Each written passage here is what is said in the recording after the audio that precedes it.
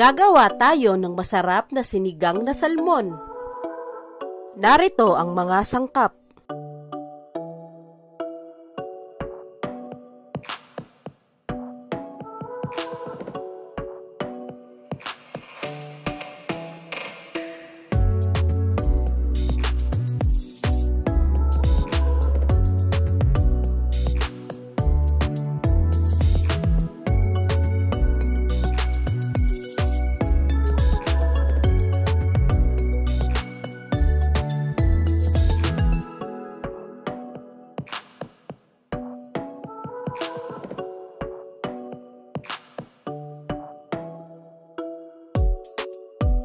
Maglagay ng 2 tablespoon mantika at igisa ang luya. Ang luya guys ay tutulong upang maalis ang lansa ng isda. Alam nyo ba, ang luya ay isang gulay na mapaglinglang dahil kaya nitong magpanggap na manok sa lugaw. Ang luya nga naman, minsan baboy, minsan manok, pagkagat gulay. Ang luya ay nagsisilbi ding halamang gamot, hindi lamang pangrekado. Isunod na igisa ang sibuyas. Minsan, parang ang sarap maging sibuyas. Para kahit saktan nila ako, sila pa rin ang iiyak sa huli. Wait natin guys na maging translucent ang sibuyas. Sunod na ilagay ang kamatis. Kumain ng kamatis para hindi agad mabuntis. Hintayin natin ang kamatis ay magkalasog-lasog. Parang puso mo nang bigla kang iniwan na wala man lang pasabi. Ilagay naman natin ang salmon. Excuse me, salmon? Duh, it's salmon. Maraming benepisyo ang makukuha sa isdang ito dahil ito ay good source of vitamins, proteins, and minerals. Help maintains insulin levels in our body, reduce the risk of cancer and cardiovascular diseases. Hindi lamang yan, it also aids in maintaining healthy skin and hair and improves memory and efficiency of brain function. Kung bago pala kayo sa channel ko, please like, share, and subscribe. And don't forget to hit that notification bell para updated kayo palagi sa aking mga video.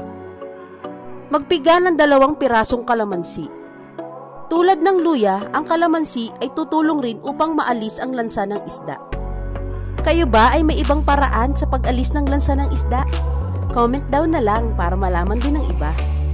Remember, sharing is caring. Pero pagdating sa jowa, ibang usapan na yon. Babalik na rin natin sa kabilang side ang mga salmon.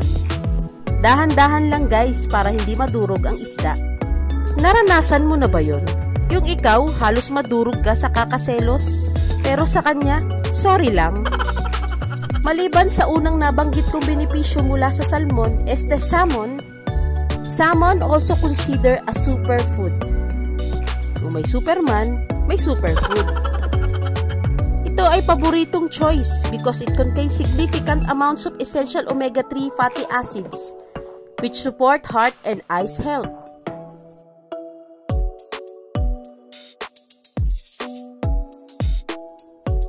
Ilagay naman natin ang hugas bigas. Nanggaling ito sa pangatlong hugas ng bigas. Diba? Parang tumula lang. Wait natin guys na ito ay kumulo.